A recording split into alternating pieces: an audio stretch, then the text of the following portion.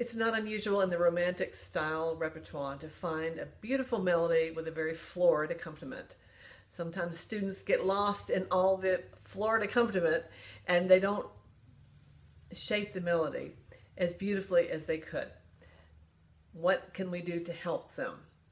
I think you can draw on actually probably all three of these S's: slower, simpler, shorter. Slower, simpler, shorter. If I had a student studying Gillick's lyric preludes and this little piece, I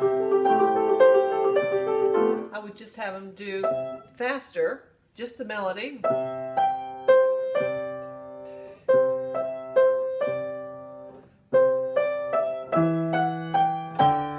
there's the shaping, and then slow it down. Performance tempo is a very important intermediate step.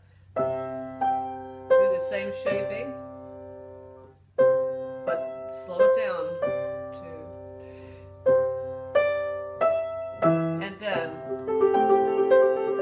add all that in. If you're teaching Schumann, Strange Lines and People,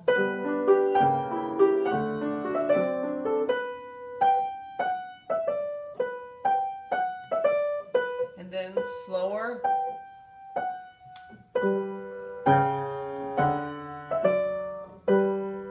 and then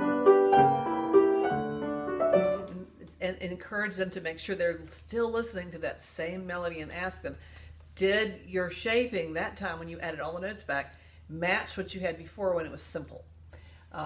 There's another, this contentedness. Do the same thing. Or if you have a more difficult Mendelssohn Song Without Words,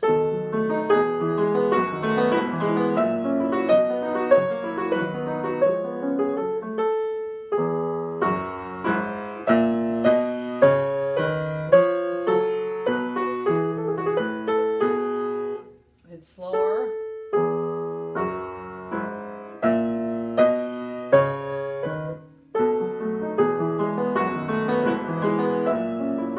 You get the idea. Draw on those slower, simpler, shorter practice methods and combine them, whatever works. Get the melody out there where they can hear just the melody.